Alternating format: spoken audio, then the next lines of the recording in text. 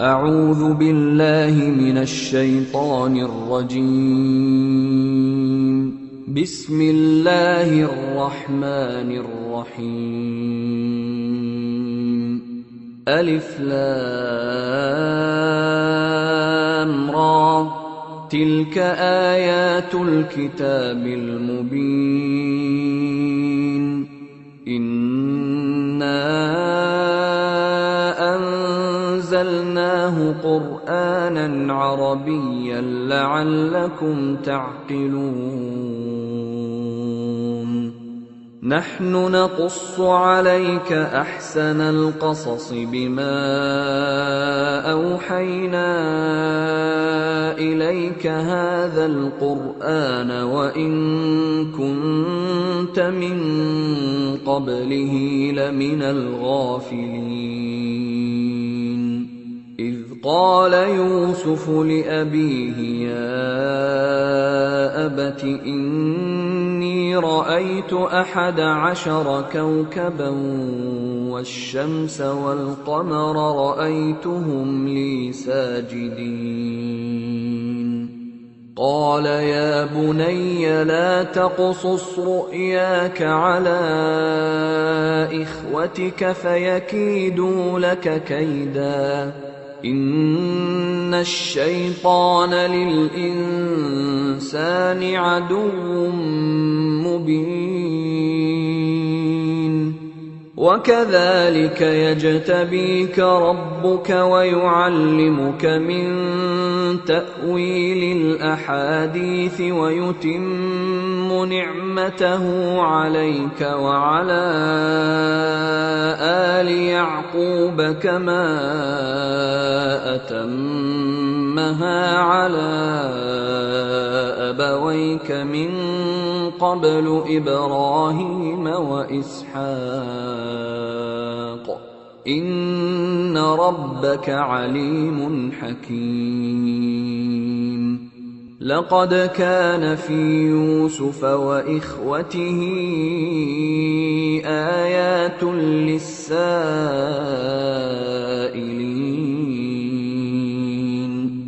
إذ قالوا ليوسف وأخوه أحب إلى أبينا منا ونحن عصبة إن أبانا لفي ضلال مبين. اقتلوا يوسف أو اطرحوه أرضا يخل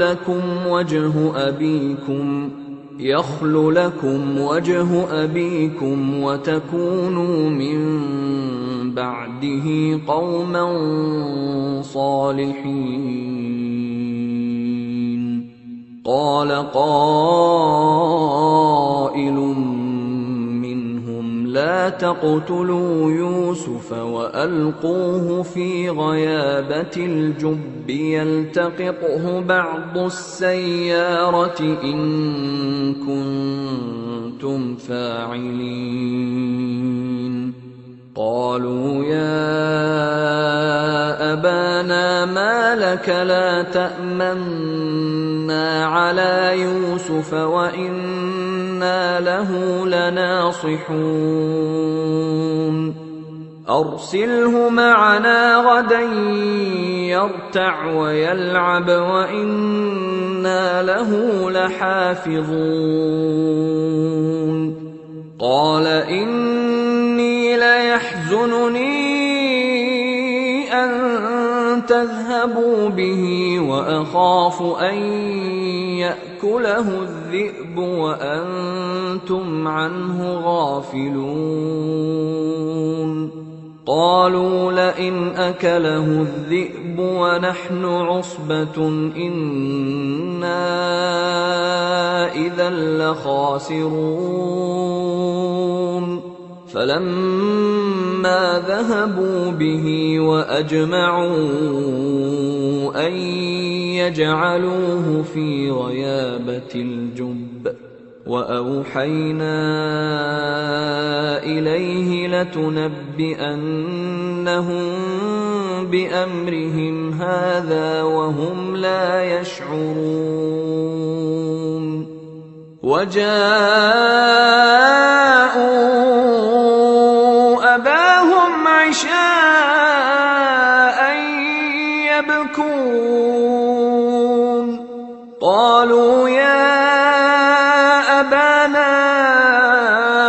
إنا ذهبنا نستبق وتركنا يوسف عند متاعنا فأكله الذئب وما أنت بمؤمن لنا ولو كنا صادقين وجاءوا على قميصه بدم كذب قال بل سولت لكم أنفسكم أمرا فصبر جميل والله المستعان على ما تصفون وجاءت سيارة فأرسلوا واردهم فأدلى دلوه قال يا بشرى هذا غلام وأسروه بضاعة والله عليم بما يعملون وشروه بثمن بخس دراهم معدودة وكانوا فيه من الزاهدين وقال الذي اشتراه من مصر لامرأته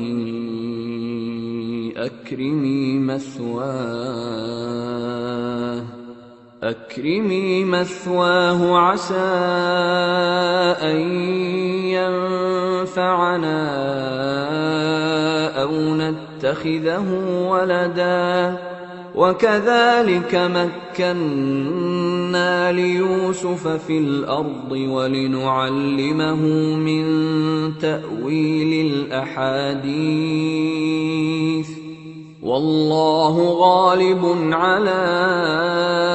أمره ولكن أكثر الناس لا يعلمون ولما بلغ أشده آتيناه حكما وعلما وكذلك نجزي المحسنين وراودته التي هو في بيتها عن نفسه وغلقت الأبواب وقالت هيت لك قال معاذ الله إنه ربي أحسن مثواي إنه لا يفلح الظالمون ولقد همت به وهم بها لولا أن رأى برهان ربه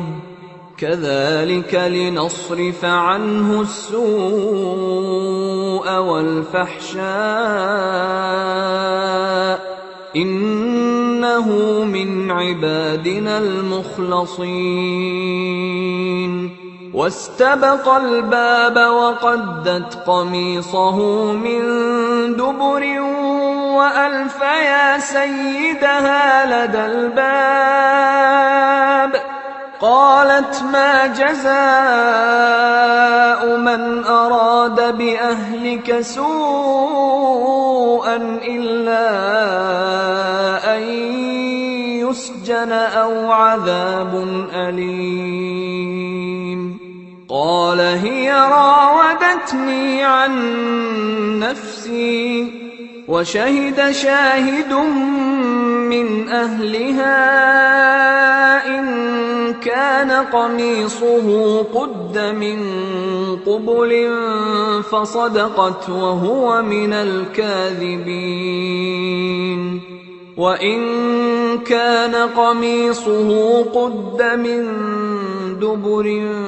فكذبت وهو من الصادقين. فلما رأى قميصه قد من دبر قال إنه من كيدكن إن كيدكن عظيم. يوسف أعرض عن هذا واستغفري لذنبك إنك كنت من الخاطئين. وقال نسوة في المدينة امرأة العزيز تراود فتاها عن نفسه قد شغفها حبا إنا لنراها في ضلال مبين. فلما سمعت بمكرهن أرسلت إليهن وأعتدت لهن متكأ وآتت كل واحدة منهن سكينا وقالت اخرج عليهن. فلما رأينه أكبرنه وقطعن أيديهن وقلن حاش لله ما هذا بشرا إن هذا إلا ملك كريم. قالت فذلكن الذي لمتنني فيه ولقد راودته عن نفسه فاستعصم ولئن لم يفعل ما آمره ليسجنن وليكونن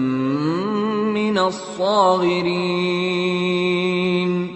قال رب السجن أحب إلي مما يدعونني إليه وإلا تصرف عني كيدهن أصب إليهن وأكن من الجاهلين. فاستجاب له ربه فصرف عنه كيدهن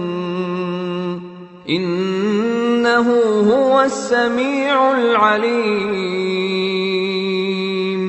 ثم بدا لهم من بعد ما رأوا الآيات ليسجننه حتى حين. ودخل معه السجن فتيان قال أحدهما إني أراني أعصر خمرا وقال الآخر إني أراني أحمل فوق رأسي خبزا تأكل الطير منه نبئنا بتأويله إنا نراك من المحسنين. قال لا يأتيكما طعام ترزقانه إلا نبأتكما بتأويله قبل أن يأتيكما ذلكما مما علمني ربي إني تركت ملة قوم لا يؤمنون بالله وهم بالآخرة هم كافرون واتبعت ملة آبائي إبراهيم وإسحاق ويعقوب ما كان لنا أن نشرك بالله من شيء ذلك من فضل الله علينا وعلى الناس ولكن أكثر الناس لا يشكرون يا صاحبي السجن أأرباب متفرقون خير أم الله الواحد القهار ما تعبدون من دونه إلا أسماء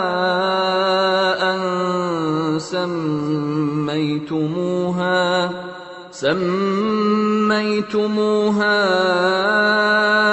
أنتم وآباؤكم ما أنزل الله بها من سلطان إن الحكم إلا لله أمر ألا تعبدوا إلا إياه ذلك الدين القيم ولكن أكثر الناس لا يعلمون يا صاحبي السجن أما أحدكما فيسقي ربه خمرا وأما الآخر فيصلب فتأكل الطير من رأسه قضي الأمر الذي فيه تستفتيان وقال للذي ظن أنه ناج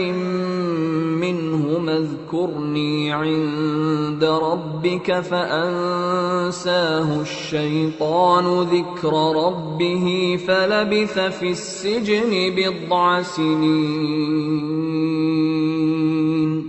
وقال الملك إني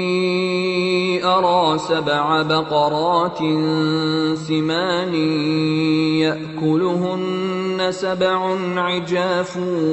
و7 سنبلات خضر وأخر يابسات يا أيها الملأ أفتوني في رؤياي إن كنتم للرؤيا تعبرون قالوا أضغاث أحلام وما نحن بتأويل الأحلام بعالمين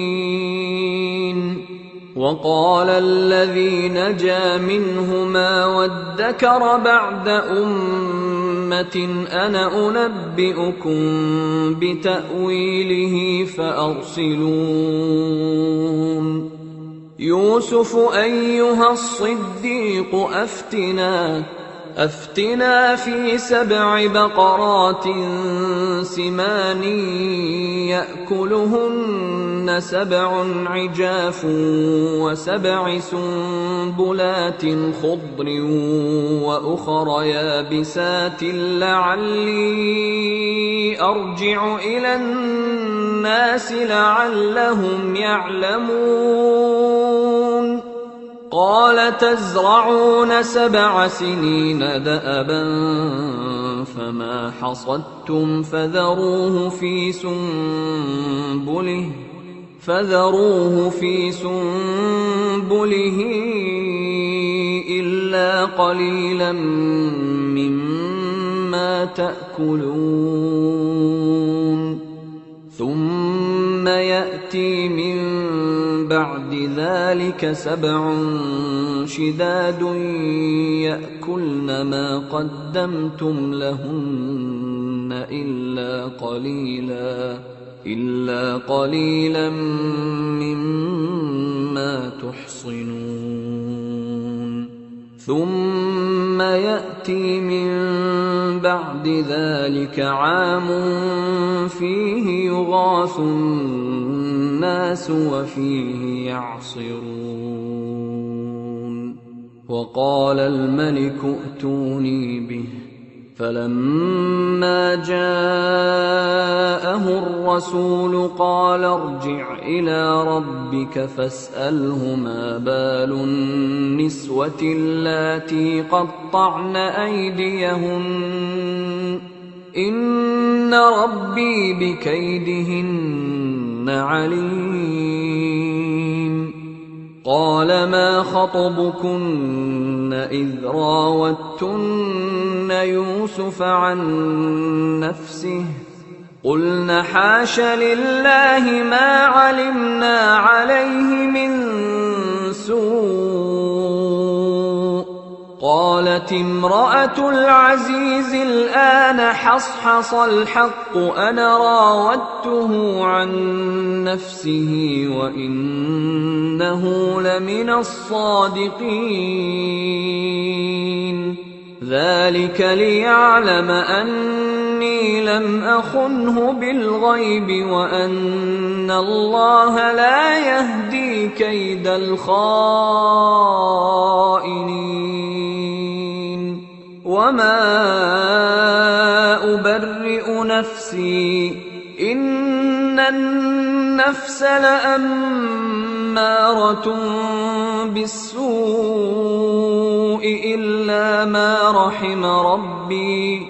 إن ربي غفور رحيم. وقال الملك ائتوني به أستخلصه لنفسي فلما كلمه قال إنك اليوم لدينا مكين أمين. قال اجعلني على خزائن الأرض إني حفيظ عليم. وكذلك مكنا ليوسف في الأرض يتبوأ منها حيث يشاء نصيب برحمتنا من نشاء ولا نضيع أجر المحسنين. ولأجر الآخرة خير للذين آمنوا وكانوا يتقون. وجاء إخوة يوسف فدخلوا عليه فعرفهم وهم له منكرون. ولما جهزهم بجهازهم قال ائتوني بأخ لكم من أبيكم ألا ترون أني أوفي الكيل وأنا خير المنزلين. فإن لم تأتوني به فلا كيل لكم عندي ولا تقربون. قالوا سنراود عنه أباه وإنا لفاعلون.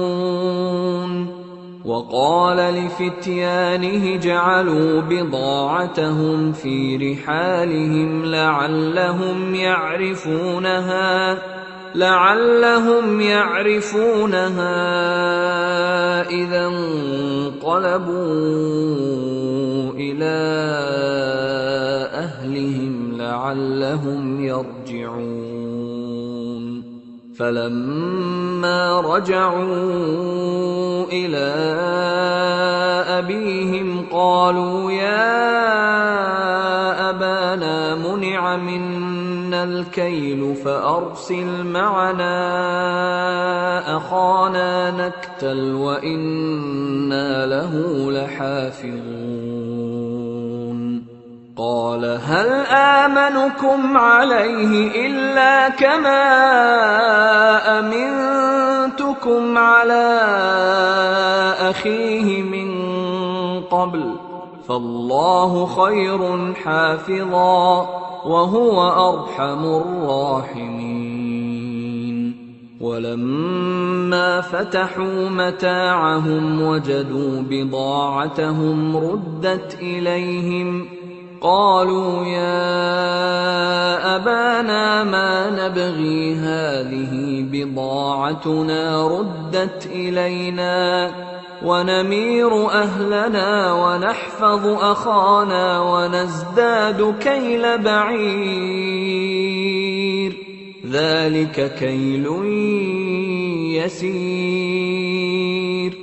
قال لن أرسله معكم حتى تؤتون موثقا من الله لتأتونني به إلا أن يحاط بكم فلما آتوه موثقهم قال الله على ما نقول وكيل وقال يا بني لا تدخلوا من باب واحد وادخلوا من أبواب متفرقة وما أغني عنكم من الله من شيء إن الحكم إلا لله عليه توكلت وعليه فليتوكل المتوكلون ولما دخلوا من حيث أمرهم أبوهم ما كان يغني عنهم من الله من شيء إلا حاجة في نفس يعقوب قضاها وإنه لذو علم لما علمناه ولكن أكثر الناس لا يعلمون ولما دخلوا على يوسف آوى إليه أخاه قال إني أنا أخوك فلا تبتئس بما كانوا يعملون فلما جهزهم بجهازهم جعل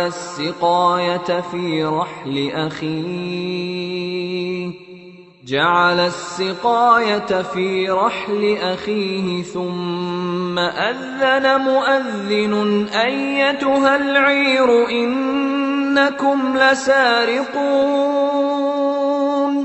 قالوا وأقبلوا عليهم ماذا تفقدون قالوا نفقد صواع الملك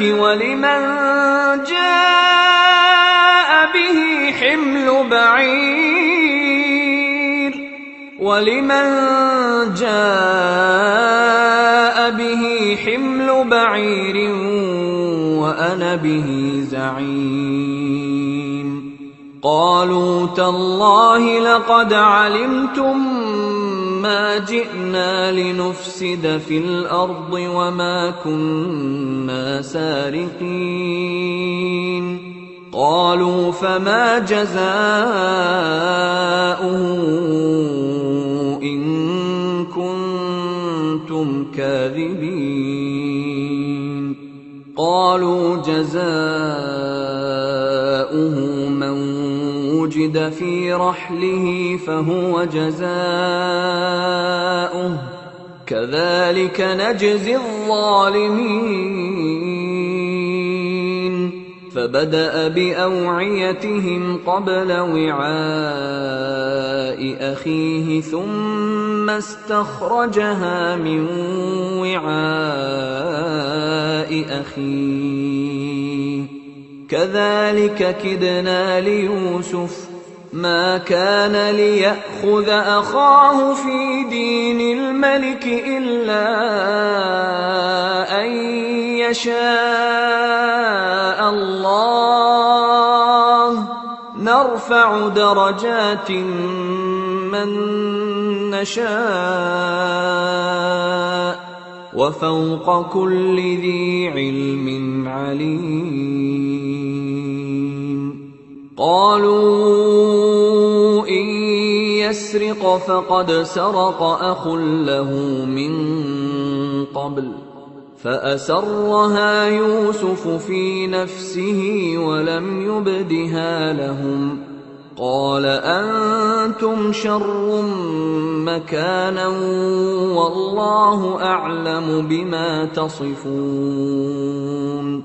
قالوا يا أيها العزيز إن له أبا شيخا كبيرا فخذ أحدنا مكانه إنا نراك من المحسنين قال معاذ الله أن نأخذ إلا من وجدنا متاعنا عنده إنا إذا لظالمون فلما استيئسوا منه خلصوا نجيا قال كبيرهم ألم تعلموا أن أباكم قد أخذ عليكم موثقا من الله ومن قبل ما فرطتم في يوسف فلن أبرح الأرض حتى يأذن لي أبي أو يحكم الله لي وهو خير الحاكمين ارجعوا إلى أبيكم فقولوا يا أبانا إن ابنك سرق وما شهدنا إلا بما علمنا وما كنا للغيب حافظين واسأل القرية التي كنا فيها والعير التي أقبلنا فيها وإنا لصادقون قال بل سولت لكم أنفسكم أمرا فصبر جميل عسى الله أن يأتيني بهم جميعا إنه هو العليم الحكيم وتولى عنهم وقال يا أسفا على يوسف وابيضت عيناه من الحزن فهو كظيم قالوا تالله تفتأ تذكر يوسف حتى تكون حرضا أو تكون من الهالكين قال إنما أشكو بثي وحزني إلى الله وأعلم من الله ما لا تعلمون يا بني يذهبوا فتحسسوا من يوسف وأخيه ولا تيأسوا من روح الله إنه لا ييأس من روح الله إلا القوم الكافرون فلما دخلوا عليه قالوا يا أيها العزيز مسنا وأهلنا الضر وجئنا ببضاعة مزجاة فأوف لنا الكيل وتصدق علينا إن الله يجزي المتصدقين قال هل علمتم ما فعلتم بيوسف وأخيه إذ أنتم جاهلون قالوا أئنك لأنت يوسف قال أنا يوسف وهذا أخي قد من من الله علينا إنه من يتق ويصبر فإن الله لا يضيع أجر المحسنين قالوا تالله لقد آثرك الله علينا وإن كنا لخاطئين قال لا تثريب عليكم اليوم يغفر الله لكم وهو أرحم الراحمين اذهبوا بقميصي هذا فألقوه على وجه أبي يأت بصيرا وأتوني بأهلكم أجمعين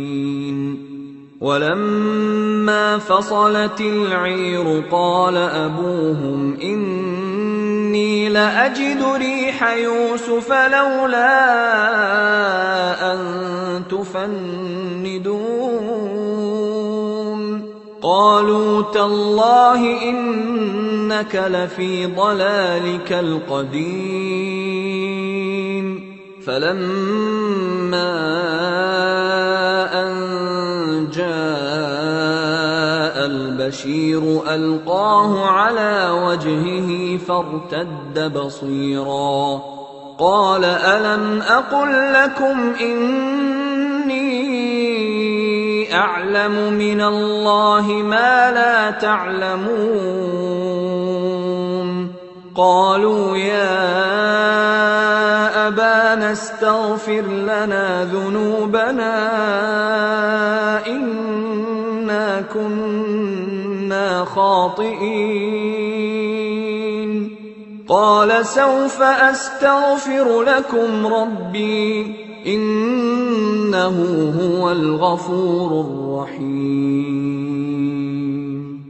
فلما دخلوا على يوسف آوى إليه أبويه وقال ادخلوا مصر إن شاء الله آمنين ورفع أبويه على العرش وخروا له سجدا وقال يا أبت هذا تأويل رؤياي من قبل قد جعلها ربي حقا وقد أحسن بي إذ أخرجني من السجن وجاء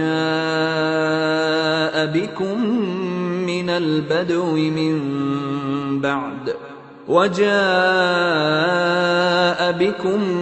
من البدو من بعد أن نزغ الشيطان بيني وبين إخوتي إن ربي لطيف لما يشاء إنه هو العليم الحكيم رب قد آتيتني من الملك وعلمتني من تأويل الأحاديث فاطر السماوات والأرض أنت وليي في الدنيا والآخرة توفني مسلما وألحقني بالصالحين ذلك من أنباء الغيب نوحيه إليك وما كنت لديهم إذ أجمعوا أمرهم وهم يمكرون وما أكثر الناس ولو حرصت بمؤمنين وما تسألهم عليه من أجر إن هو إلا ذكر للعالمين وكأي من آية في السماوات والأرض يمرون عليها وهم عنها معرضون وما يؤمن أكثرهم بالله إلا وهم مشركون أفأمنوا أن تأتيهم غاشية من عذاب الله أو تأتيهم الساعة بغتة وهم لا يشعرون قل هذه سبيلي أدعو إلى الله على بصيرة أنا ومن اتبعني وسبحان الله وما أنا من المشركين وما أرسلنا من قبلك إلا رجالا نوحي إليهم من أهل القرى أفلم يسيروا في الأرض فينظروا كيف كان عاقبة الذين من قبلهم ولدار الآخرة خير للذين اتقوا أفلا تعقلون حتى إذا استيأس الرسل وظنوا أنهم قد كذبوا جاءهم نصرنا فنجي من نشاء ولا يرد بأسنا عن القوم المجرمين لقد كان في قصصهم عبرة لأولي الألباب ما كان حديثا يفترى ولكن تصديق الذي بين يديه وتفصيل كل شيء وهدى ورحمة لقوم